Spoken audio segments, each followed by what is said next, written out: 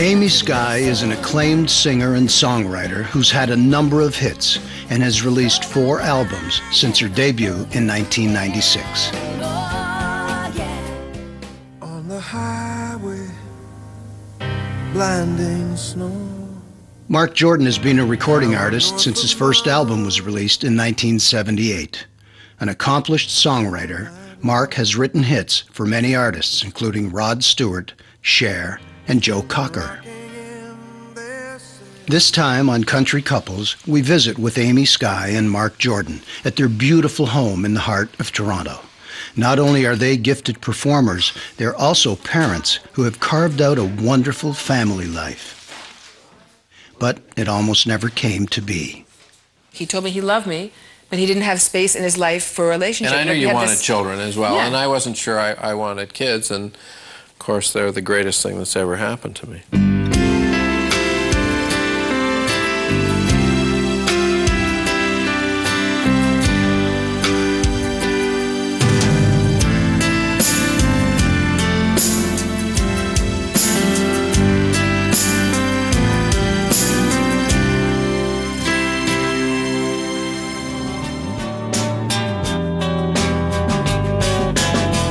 It's a little secret your friends won't tell. Amy Skye grew up in an affluent neighborhood in Toronto, Ontario, with 3 brothers and 2 sisters. From an early age, Amy played a variety of instruments, including piano, cello, and oboe. Classically trained, she didn't become a fan of pop music until, at the age of 11, she heard Carole King's classic album, Tapestry. King's music inspired her to pick up the guitar and write songs. In high school, she formed garage bands with friends and decided she wanted to make a living singing and writing songs. I thought, well, maybe getting a degree in music composition would be a starting place, even though studying classical composition doesn't have a lot to do with pop songwriting, but I figured it was closer than being a history major or something. So I went to University of Toronto, got my Bachelor of Music, majored in theory and composition. I can do wicked 16th century counterpoint. I can score a big band chart for you. But I always say that my graduate degree in music composition came when I went on the road with Rompin' Ronnie Hawkins. And that's when I learned how to write a pop song. Breathless love and the rainbow's end. Do the gods look down? Oh. Marc Jordan was born in Brooklyn, New York, but he and his 3 brothers grew up in Toronto.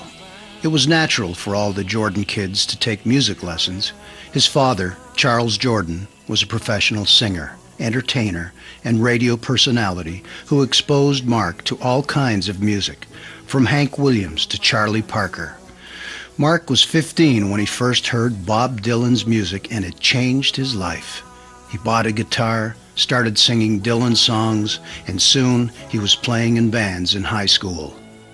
After high school, I went to Brock University, tried that out, and I sort of took music for granted because my dad did it, I think. I didn't really, I knew I could do it, but I thought it was so easy for me that I thought, oh, you know, what you do for a living has to be harder than this. So I thought, well, maybe I'll be a filmmaker, or I studied film at Brock, or maybe I'll be an actor or something like that. But I went, and I just missed music. That was the first time. I actually didn't open my guitar for the first year I was at university. Guitar stayed in the case. And I missed it. I'm living in Marina Del Rey. Man, you better get a job. From that point on, music was his primary source of income. Marc played in cover bands in the early to mid-70s, and it was during this time that he began to write songs. His music caught the attention of the record companies, and in 1977, he signed what was, at the time, the largest U.S. record deal by any Canadian. He had a hit with the song Marina Del Rey, but 2 albums and 2 years later, the deal was gone. He wouldn't sign another one until 1986, the year he met Amy. A friend of mine from Toronto referred me to John Capek, who's a writer in LA, who happened to be Marc's main collaborator and producer. So I met Marc at John Capek's house in LA. And at that time I was considering moving to LA, and Marc was already there. And probably sealed the deal for me. And if my heart had wings, I'd fly into the sky and bring back all the love that's missing from our lives. I don't know if it was love at first sight, but I remember, to me, Marc was surrounded by a halo. He was, like, not like an angelic halo, but like, it was like he was shimmering in light. He was wearing this white shirt that had this white satin trim, and I remember exactly what he was wearing. Black Edwin jeans, yellow moccasins, and Ray-Ban sunglasses. And I just looked at him. It was almost like time slowed down, and I felt something start to change in me. I absolutely did. But we connected immediately, like connected on a personal level immediately. I mean, we liked each other. I thought he was really cute. And I was wearing a halo actually that day, so that's why. Amy had this 50s dress on that kind of stuck out in front. So I spent the entire afternoon looking down the front of her dress. I remember that. He was standing behind me. It was a low-cut dress. What did you say? She met Marc in Los Angeles. I would say, I think they've been married coming up to 16 years, so 18 years ago. And she thought Marc would be a perfect husband for me. So we talk frequently.